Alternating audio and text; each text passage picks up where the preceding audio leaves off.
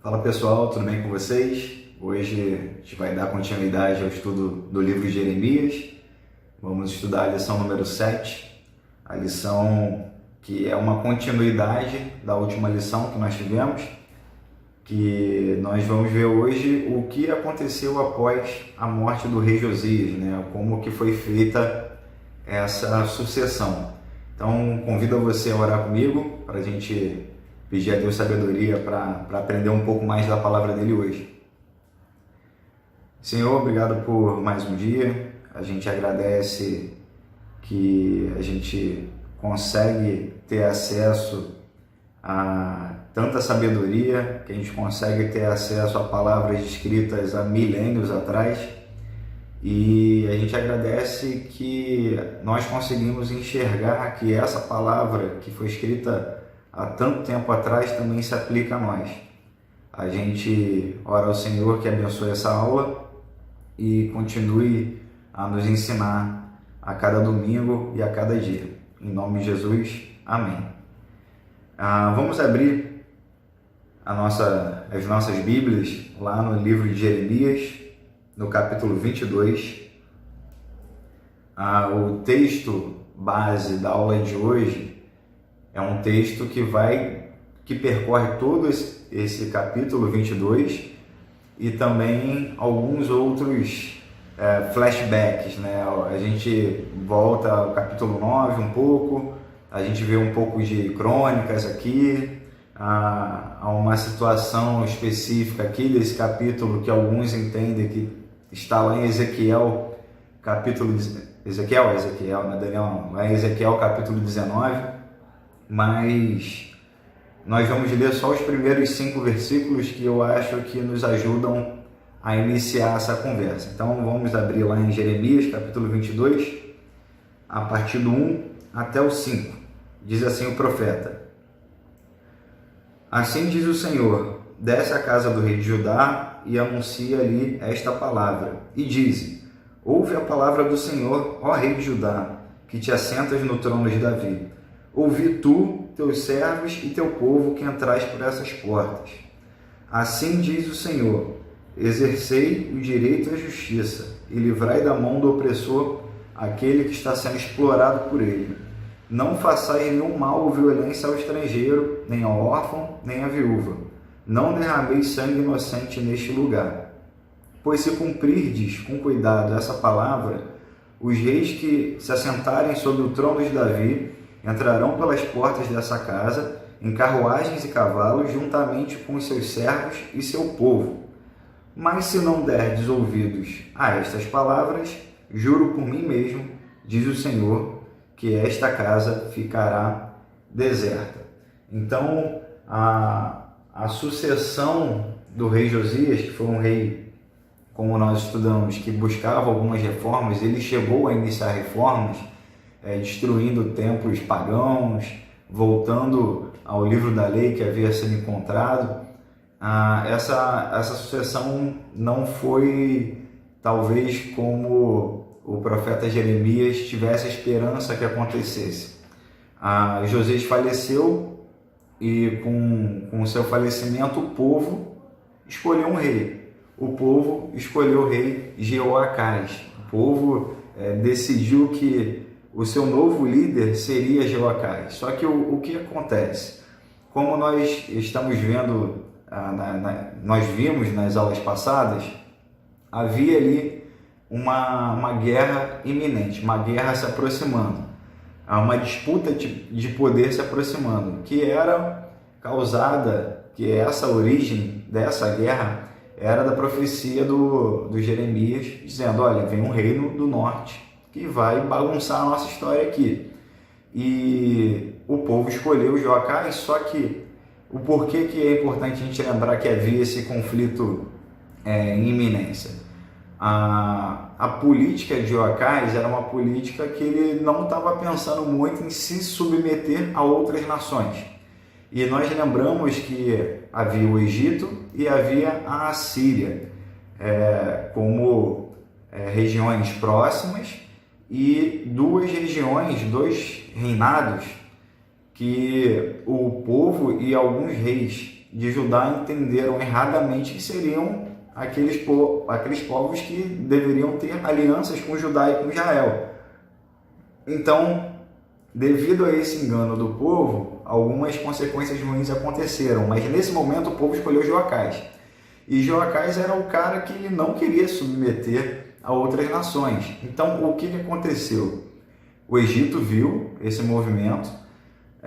A princípio, eles não tinham interferido na escolha do novo rei de Judá, mas quando o faraó Neco descobriu que o estilo de reinado de Joacás não seria o estilo de reinado que se submeteria ao Egito, o que ele fez?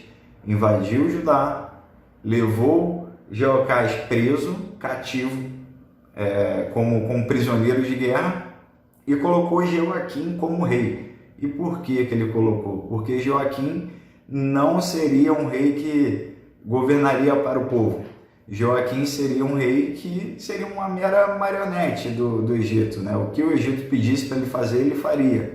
E tanto é que Joaquim se mostrou um rei que não se preocupava com as mazelas do povo, um rei que, na verdade, ele só queria agradar o Egito, que era quem bancava o reinado dele. Então, a sucessão de Josias é uma sucessão muito ruim do ponto de vista espiritual, porque parou as reformas que haviam se iniciado e iniciou um período muito ruim para o povo. E a gente vê aqui que Jeremias dizia para o povo: não confiem nem na Síria, não confiem no Egito. O que deve ser feito é a volta ao Deus verdadeiro, a volta a Yahvé, a volta a Jeová. E é interessante que, mesmo tendo essa profecia, a escrita do capítulo 22 nos sugere que Jeremias tinha uma ponta de esperança.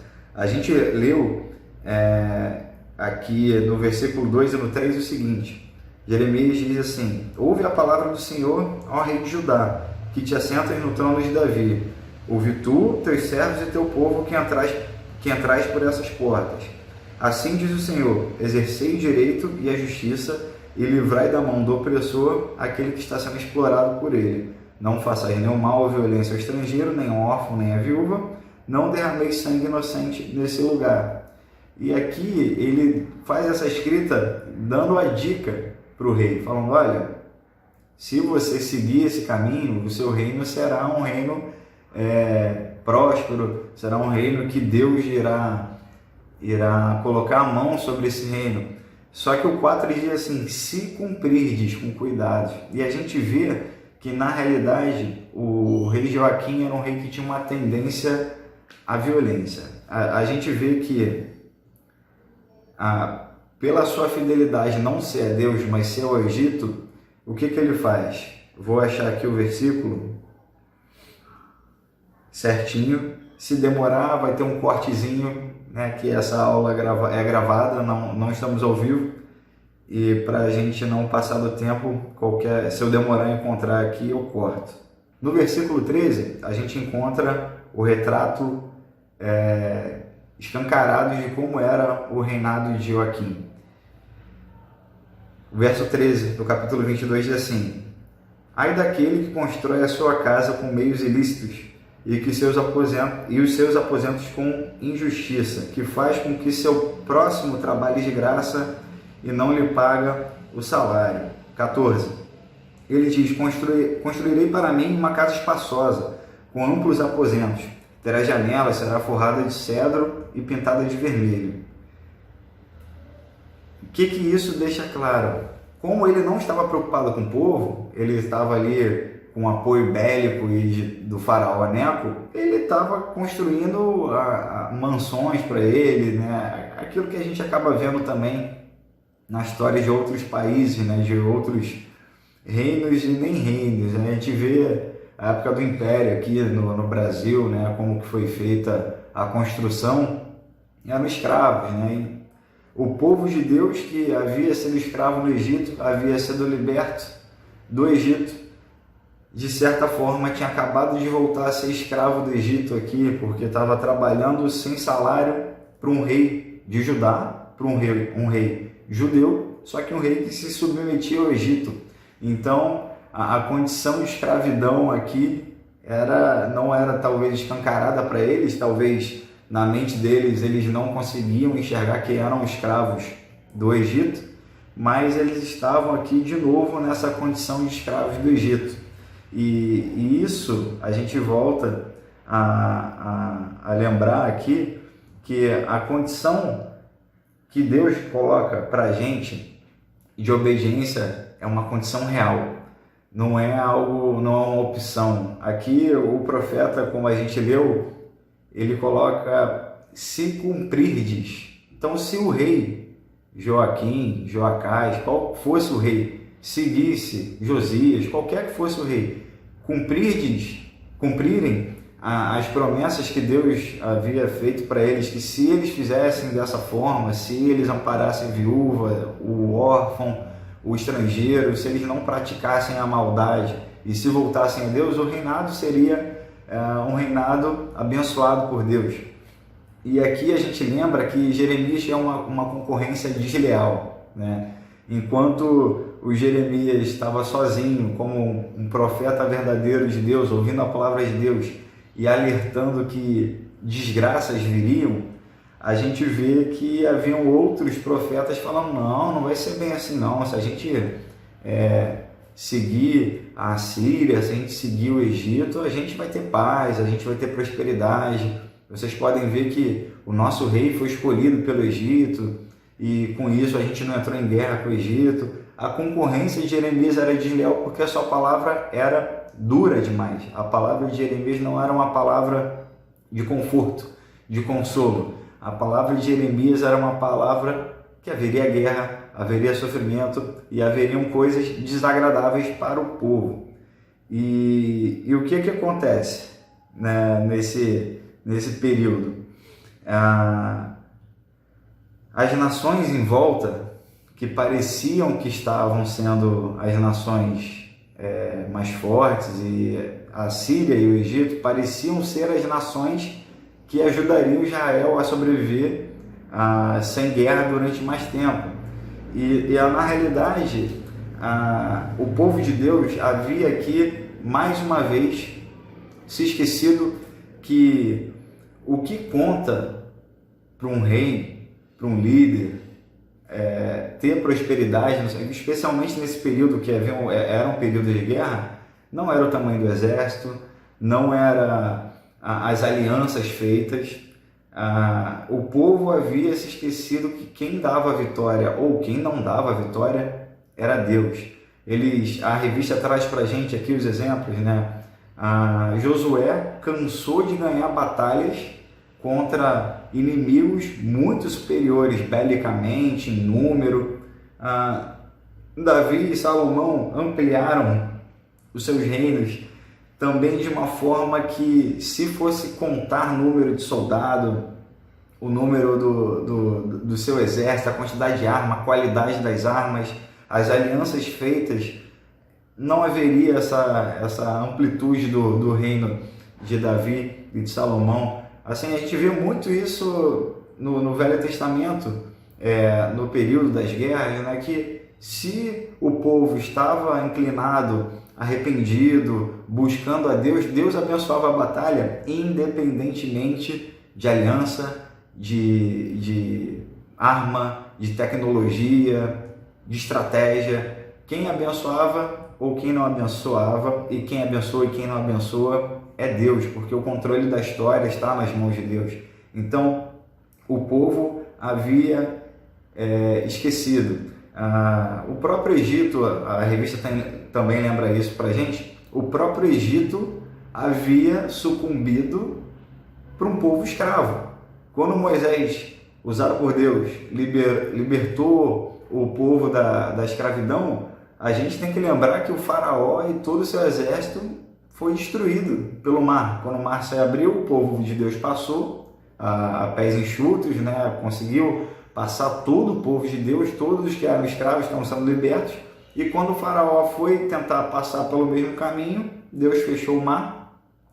E todo o faraó, com todo o seu poderio, toda a sua dinastia, toda a tecnologia da época egípcia que a gente vê hoje em documentários, a gente vê fotos de pirâmide e tal, tudo aquilo sucumbiu com o mar, com o povo escravo fugindo.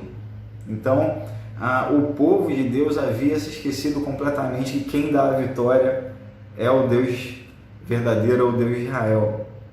E a gente vê algumas coisas interessantes acontecendo. Eu vou avançar um pouco aqui na aula e vou para o ponto 2, que o ponto 2 nos traz alguns ensinamentos práticos, né, do que é que na história prática de Jeremias ali e do rei Joacás, o que acontece. Mas para fazer esse link eu preciso lembrar de uma coisa. Desde a primeira aula o pastor Marcelo vem falando que o profeta Jeremias não é só aquele profeta que anuncia a profecia, a desgraça vai vir, a tragédia vai vir e ele não vai estar mais para ver. E a gente viu e tem visto que Jeremias tem participado desses momentos, né, de cumprimento das profecias, que é esse segundo ponto. Mas o interessante é que, 2 pontos. Primeiro, o profeta Jeremias chama Joacás, que foi aquele rei eleito pelo povo, também de rei de Salum. E a gente viu que ele foi levado como prisioneiro. Ele não morreu assim, como rei, ele não faleceu e foi sucedido pelo Joaquim, né? Ele foi retirado e foi colocado o Joaquim no lugar dele, pelo faraó Neco. E o governo dele foi tão ruim para o povo que o profeta Jeremias escreveu assim, no capítulo 22, no versículo 10 até o 12. Ele diz assim: não choreis pelo morto, nem lamenteis por ele, mas chorai amargamente por aquele que parte, porque não voltará mais, nem verá a terra onde nasceu. Pois assim diz o Senhor acerca de Salum, filho de Josias, que era o Joacás, rei de Judá, que reinou no lugar do seu pai, rei Josias, e partiu desse lugar. Nunca mais voltará para cá, mas morrerá no lugar para onde levaram cativo e nunca mais verá essa terra. Então, o que o profeta está falando aqui é que havia morrido o rei Joaquim. Joaquim morreu.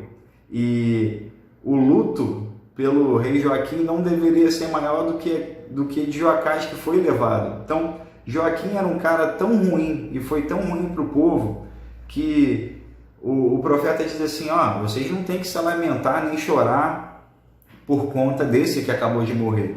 Vocês têm que ter o seu luto, chorar amargamente, os seus lamentos serem pelo que foi levado cativo pelo faraó Neco, e não por esse que governou vocês e fez tantas atrocidades.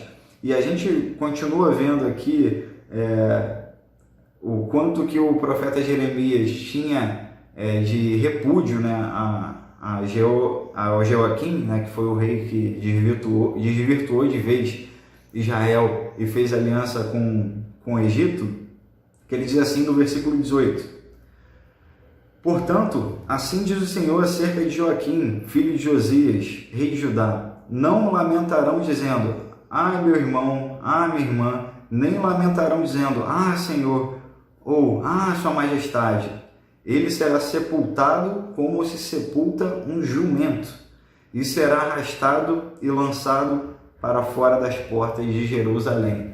Então o profeta está deixando claro aqui que ninguém vai sentir saudade nem se lamentar de um rei que foi cruel, que desviou o povo do caminho reto do Senhor, que abandonou todas as reformas que o seu pai tinha iniciado, um rei que se curvou ao Egito. Então, a palavra é dura, né? Ele vai ser enterrado como se fosse um enterro de um jumento, um rei comparado a um jumento e a uma falta de reverência, né? Como se fosse esse cara aqui, a gente pode esquecer. E com isso a gente faz o link para o ponto 2 da nossa revista, e o ponto 2 é o ponto final, que é a parte mais histórica e de cumprimento das profecias. A gente lembra que quando Jeremias anunciou que viria um reino do norte. A gente lembra na aula retrasada, a gente conversou que o povo não sabia que reino era esse. E aqui a gente começa a ver que começa a se apresentar a Babilônia como esse reino do norte. E como que a Babilônia surge aqui, né? A guerra, a disputa, a batalha pelo poder começa. E a Síria e o Egito se juntam algum tempinho depois, mas nesse início a Síria não tinha noção de que estava vindo esse reino do norte, que é a Babilônia, e a Babilônia invade a capital da Síria, que era Nínive. E com essa invasão, a sede, a capital da Síria é mudada para Cártemis. Só que a Babilônia não faz a invasão de uma vez só, né? Eles tinham uma estratégia, eles fizeram essa primeira invasão para já dar o recado: olha, nós somos mais fortes que vocês, nós vamos chegar com tudo. E eles fizeram uma aliança com os medos. Então, era a Babilônia e os medos juntos nessa empreitada. Como eles não fizeram de uma vez isso, o que a Síria pensou? Eu preciso de aliança. E, ironicamente, eles fazem uma aliança entre a Síria e Egito. E por que eu falo ironicamente? Enquanto Jeremias estava falando assim: olha, não vamos juntar a nossa aliança, não vamos fazer alianças com a Síria e com o Egito, porque não vai dar certo. É uma aliança que não tem futuro. A aliança que a gente tem que fazer é com Deus. Enquanto ele estava falando isso, outros profetas, falsos profetas estavam falando: não, a gente tem que fechar aliança com a Síria e com o Egito, porque assim a gente vai ter paz. E a ironia disso quando é feita essa aliança do Egito e da Síria, o que acontece? Alguns anos após, a Babilônia, com os medos, mais uma vez vem para invadir e dominar esses dois locais, né? Essa aliança. Vem mais uma vez a Babilônia, e o que acontece? Nabucodonosor, que era o rei da Babilônia, ouve a notícia que seu pai faleceu. E o que acontece? Ele se retira para fazer o sepultamento do seu pai, fazer lá os cerimoniais e todos os atos culturais do seu povo. Mas como a Síria e o Egito e o povo de Deus e os falsos profetas não sabiam que era o pai de Nabucodonosor que havia morrido e por isso que ele havia se retirado, o que eles pensam? Caramba, esses falsos profetas estavam certos. A Síria e o Egito se juntaram, ganharam, botaram Nabucodonosor para correr, e isso nos trouxe a paz. E eles aprenderam da pior forma, que ouviram o falso profeta, por mais que a palavra seja boa, por mais que a palavra seja de consolo e de conforto, não é a palavra verdadeira, não vai se cumprir, porque posteriormente a Babilônia e os medos voltaram, e a profecia que Jeremias tanto estava pregando e anunciando aconteceu. E como que parece ser injusto que o profeta de Deus, Jeremias, anunciou isso e viveu isso. Tanto é que ele precisou se esconder para não morrer, porque a perseguição contra ele foi aumentada. Mas por que eu digo que parece ser injusto? Porque o rei que provocou isso, Joaquim, morreu. Ele não viu essa volta da Babilônia com os medos. Quem sucedeu ele foi Joaquim. E Joaquim a gente não vai estudar hoje, a gente vai deixar para as aulas à frente. Mas o convite dessa aula de hoje, que ficou uma aula mais de história, mais de acontecimentos históricos, né? Tem um aprendizado para a gente muito profundo. Primeiro,